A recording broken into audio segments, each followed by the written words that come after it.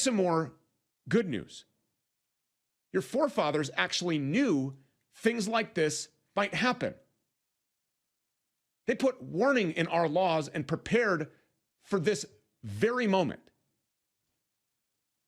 In Tennessee, let's put it up on the screen. The state constitution opens with a declaration of rights. And here's what that declaration says in part, quote, government being instituted for the common benefit, the doctrine of non-resistance against arbitrary power and oppression is absurd, slavish, and destructive of the good and happiness of mankind.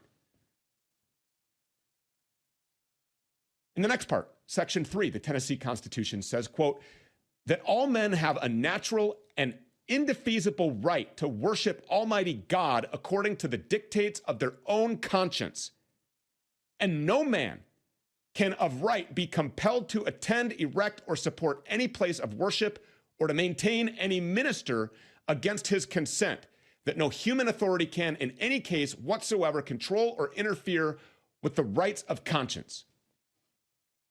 Framers of the Tennessee Constitution directly said what is really self-evident truth.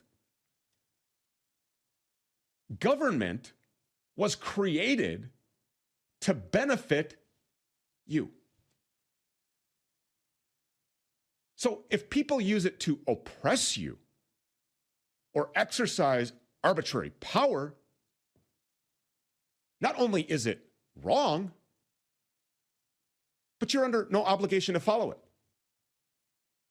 You have every right to resist it. To not resist, in fact, would be, as they say, absurd, slavish, and destructive of the good and happiness of mankind. It is your duty to resist.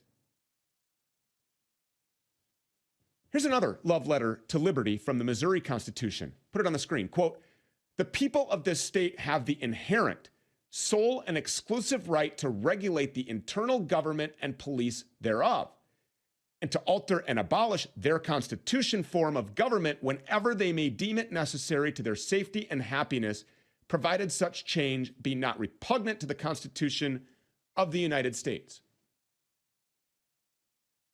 This is why we put it on the screen, so you can read that along with me so that you know that I'm not just making this up. So listen, in the state of Missouri right now, you have the explicit and guaranteed right to regulate everything about your internal government.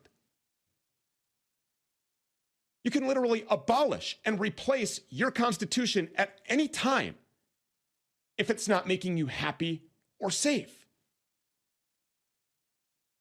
Your constitution tells you that you can tear down the government in your state and replace it.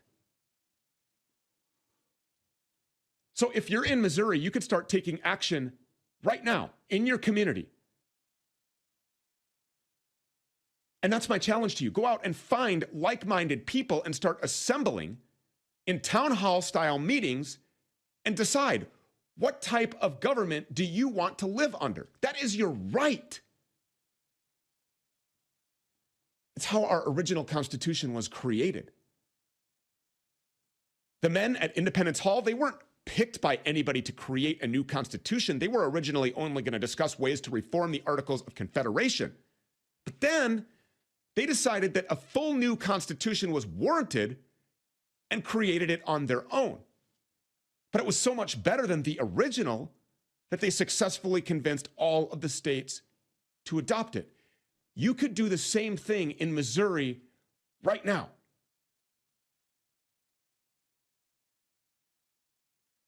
But Stu, they're going to stand in our way. They're just going to tell us no. If the government tries to block you, remember, they are the ones breaking the law, not you. You have the power to reform the government into something that serves you. No government is valid in this country when it uses its powers arbitrarily to oppress and exploit you. No government in this country has the power to stop you from worshiping God as a Christian.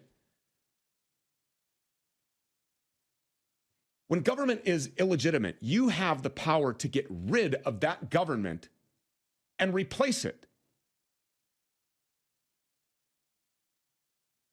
You understand? I'm not talking about voting machines. You understand? I'm not waiting until the midterms here. I'm not telling you that we must wait until 2022 or 24.